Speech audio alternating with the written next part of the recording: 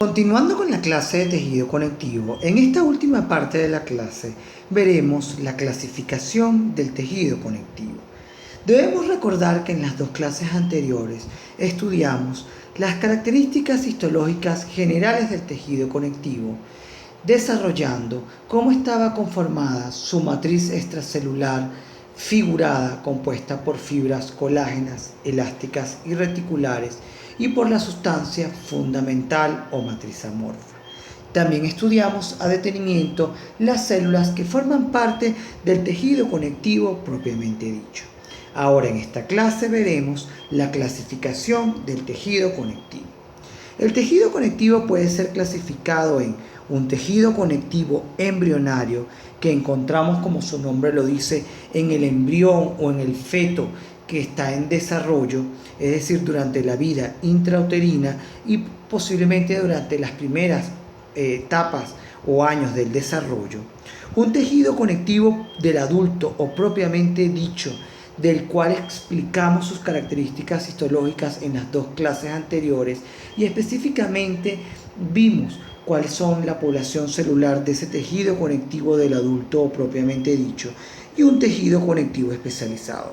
También en las clases anteriores hablamos de que habían tejidos conectivos especializados como el tejido adiposo, cartilaginoso, óseo, hematopoyético, linfático, sanguíneo y algunos tejidos dentarios como la dentina, el cemento y el ligamento alveolo dentario, que también formaban parte de esta clasificación de tejidos conectivos especializados. Eran tejidos conectivos con grupos celulares específicos y cuya composición de la matriz extracelular también era muy específica o peculiar, porque estaba relacionada con la función que ese tejido cumple dentro del cuerpo. En cuanto al tejido conectivo embrionario, él puede ser dividido en dos: mesenquimático y mucoso. Y el tejido conectivo del adulto propiamente dicho se puede dividir en laxo y denso. Y el tejido conectivo denso puede ser modelado o regular, no modelado o irregular, y existen algunas variantes de este tejido, como son el tejido conectivo denso elástico y el tejido conectivo denso reticular. Empecemos a hablar del tejido conectivo embrionario mesenquimático. Este tipo de tejido conectivo, como su nombre lo dice, lo podemos encontrar frecuentemente en el embrión y el feto que está en desarrollo. Y fíjense que es un tejido conectivo formado por gran cantidad de células mesenquimáticas diferenciales o indiferenciadas, o las que llamábamos también células madres multipotentes del tejido conectivo. Eran estas células con un núcleo intensamente basófilo, algo estrellado o estelar, con largas prolongaciones que se conectaban unas con otras, y había delicadas fibras colágenas en este tipo de tejido y una gran cantidad de sustancia intercelular amorfa que no se tenía con hematoxilina y osina. Este tejido precisamente es embrionario porque dentro de él hay gran cantidad de estas células madre. En el adulto lo podemos encontrar presente todavía en algunos tejidos conectivos laxos. Se habla de que la pulpa dental, que es el tejido conectivo que está dentro del diente o formando el corazón del diente, es un tipo de tejido conectivo donde podríamos conseguir este tipo de tejido conectivo embrionario mesenquimático por la presencia de gran cantidad de células madres mesenquimáticas. Es la razón por la cual también se hablaba de que esta pulpa dental podría ser un posible reservorio de células madres que pudieran utilizarse con fines de regeneración de otros tejidos y de tejidos dentarios. Sin embargo, esto todavía se encuentra en estudio y las únicas células madres, digamos que aceptadas por la FDI para su uso en ingeniería tisular y en terapéutica de ciertas enfermedades, son las células madres que provienen de la médula ósea. El tejido conectivo embrionario mucoso se encuentra frecuentemente en el cordón umbilical Y este tipo de tejido conectivo es muy parecido al anterior, con la presencia de estas células madres mesenquimáticas indiferenciadas o las células madres multipotenciales del tejido conectivo. Aquí la vemos perfectamente con un núcleo intensamente basófilo, un citoplasma estelar, largas prolongaciones, pero alrededor hay una matriz rica en mucina, que algunos llaman la gelatina de Wartin, muy típica, como les expliqué anteriormente, del cordón umbilical. También se cree que de estas células madres podrían derivarse o podrían utilizarse para terapias regenerativas de algunas enfermedades, y es la razón por la cual en algún momento se realizaron bancos de células madre obtenidas del cordón umbilical. El paciente, una vez que nacía, eran extraídas estas células madres de su cordón umbilical, eran cultivadas, congeladas y guardadas en un banco con fines de que si en algún momento se presentaba alguna enfermedad como alguna leucemia o alguna otra enfermedad degenerativa en donde hubiese sido necesario el trasplante de células madres, pues estas células podrían ser utilizadas para la terapia de estos mismos pacientes. Sin embargo, estas células han sido quizás muy sobreestimado su uso, y como les dije anteriormente, las únicas células madre hasta ahora autorizadas para ser utilizadas son las células madres multipotenciales de la médula ósea. Con respecto al tejido conectivo del adulto, o propiamente dicho, como vimos, él podía ser dividido en laxo, denso, y el denso podía ser dividido en modelado o regular, no modelado o irregular, y había unas variantes de tejido conectivo como era el tejido conectivo elástico y reticular. También había, y vamos a ver cada uno de ellos. ¿Por qué se llamaba tejido conectivo laxo? Se llama tejido conectivo laxo porque este es un tejido conectivo, como vemos aquí, compuesto por gran cantidad de células. Fíjense que aquí vemos estos núcleos intensamente basófilos en este dibujo esquemático que corresponden a las células del tejido conectivo que ya vimos en la clase anterior. Hay delicadas o escasos haces de fibra colágena teñidos de color rosado y abundante matriz extracelular amorfa y vasos sanguíneos. Por eso es un tejido conectivo laxo, porque hay mayor cantidad de células, de matriz extracelular amorfa y de vasos sanguíneos con respecto a la cantidad de fibras colágenas. ¿Dónde podemos conseguir este tejido conectivo laxo? Lo podemos conseguir debajo de la piel en una capa que llamamos zona papilar y que vamos a ver en nuestra próxima clase virtual de órgano de la piel, y en algunas áreas de la mucosa, principalmente de la mucosa bucal del revestimiento y de algunas mucosas bucales del aparato gastrointestinal, como vimos en nuestra práctica. Fíjense en este corte que vamos a ver en nuestra segunda práctica de tejido conectivo y de epitelio, donde vemos un corte o una fotomicrografía de un corte del estómago, y vemos cómo ese tejido conectivo que forma parte a la lámina propia de esa mucosa gástrica está formada por un tejido conectivo laxo. ¿Por qué? Porque hay gran cantidad de núcleos celulares y escasa cantidad de fibras colágenas.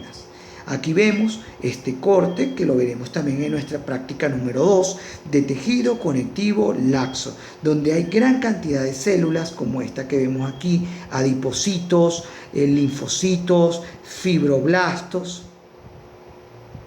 Y estas células además tienen alrededor gran cantidad de matriz extracelular amorfa que no se tiñe con hematoxilina y eosina, y gran cantidad de vasos sanguíneos. Esta es la razón por la cual este tejido se divide o se clasifica como un tejido conectivo laxo. Ahora veremos el tejido conectivo denso, no modelado o irregular. Este tejido conectivo se caracteriza por tener gran cantidad de fibras colágenas desordenadas o distribuidas desordenadamente. Fíjense este corte de piel delgada o pilosa que vimos en nuestra primera práctica y que veremos en la segunda práctica de histología, en donde vemos que las fibras colágenas aquí están teñidas de color rosado con hematoxilina y eosina y aquí de color azul con el tricómico de Mason, y vemos como hay gran cantidad de gruesos haces de fibra colágena distribuidas desordenadamente. Esa es la razón por la cual este tejido se clasifica como un tejido conectivo, denso, no modelado o irregular. Y como vemos aquí lo podemos encontrar en la piel, formando parte de una capa que llamamos capa reticular de la dermis y en la cápsula de algunos órganos del cuerpo. También lo podemos encontrar formando parte de algunas mucosas, como esta corte de mucosa bucal, que también vamos a ver en nuestra práctica, en donde podemos ver que por debajo de él hay una densa capa de tejido conectivo que forma parte de la lámina propia, con gruesos haces de fibras colágenas que se tiñen de color rosado y que se encuentran distribuidos de forma desordenada, razón por la cual se clasifica como un tejido conectivo, denso, no modelado o irregular. Veamos aquí, si pasamos una línea imaginaria en este corte de piel, podemos ver la diferencia entre los dos tipos de tejido. En la parte superior vemos la dermis papilar o la zona papilar conformada por tejido conectivo laxo. Fíjense cómo vemos gran cantidad de sustancia fundamental y los núcleos de una gran cantidad de células y escasas fibras colágenas. Y en la zona inferior vamos a observar gruesos haces de fibra colágena distribuidas desordenadamente, y esa es la razón por la cual decimos que este tejido es un tejido conectivo denso, no modelado o irregular. Ahora vamos a hablar del tejido conectivo denso, modelado o regular. Un ejemplo de ellos es los tendones. Los tendones es este fragmento de tejido conectivo denso modelado que vemos aquí, que va a permitir unir al músculo al tejido óseo, permitiendo la locomoción o el movimiento del esqueleto del ser humano. Y fíjense cómo podemos observar ese tejido conectivo denso modelado. Podemos ver cómo hay gruesos haces de fibra colágena que se encuentran distribuidos ordenadamente, paralelos unos a otros, y entre ellos vemos aplastadas las cadenas o hileras de células conformadas por fibroblastos y tendinocitos, en este caso, que vemos con sus núcleos intensamente vasosólicos. Entonces, en este caso, además de haber una gran cantidad de fibras colágenas, ellas se encuentran ordenadas, y esa es la razón por la cual decimos que es un tejido conectivo denso, modelado, regular o regular. Aquí vemos una coloración de tricómico de Mason, donde vemos cómo se tiñen los gruesos haces de fibras colágenas de color azul verdoso, formando gruesos haces, como vemos aquí, paralelo uno al otro, y vemos cómo entre ellos están estas células que son los fibroblastos y los tendinocitos. Aquí vemos este corte, que es el que vamos a ver en nuestra práctica 2 de tejido conectivo, de ligamento, donde vamos a ver este tejido conectivo denso, modelado o regular, con gruesos haces de fibra colágena ondulados, paralelos unos al lado del otro, y alrededor vamos a ver, o entre ellos, estas cadenas de células que son fibroblastos y tendinocitos. Una variante importante que vimos fue el tejido conectivo denso reticular, que como vimos forma parte del estroma o la estructura de muchos órganos linfoides que vamos a ver en el tema de tejido linfático, y que pueden ser coloreadas con sales de plata. Son fibras formadas por colágeno tipo 3, que no forma gruesos haces de fibras colágenas y que con las sales argénticas las vemos de color negra como pequeñas fibrillas que forman una red sobre la cual se colocan las células del tejido linfoide en este caso. También la podemos encontrar alrededor de los vasos sanguíneos y de las fibras nerviosas. Miren este corte que vamos a ver en nuestra práctica 2, en donde observamos un corte de un órgano linfoide teñido con Río Ortega y podemos observar las fibras reticulares que vemos aquí, muy finas, teñidas de color negro. Otra variante era el tejido conectivo denso elástico y un ejemplo importante era la pared muscular y de fibras elásticas de las arterias, que son órganos que necesitan distenderse cuando pasa gran cantidad de flujo sanguíneo y luego regresar a su estado normal cuando disminuye el flujo de sangre. Y una de las formas en que ella se distiende no es solamente por la presencia de un tipo de músculo que veremos en nuestra clase de tejido muscular llamado músculo liso, sino también por la gran cantidad de fibras colágenas, elásticas, como vemos aquí, que pueden teñirse con coloraciones especiales como Weiger y Fusina resorcina.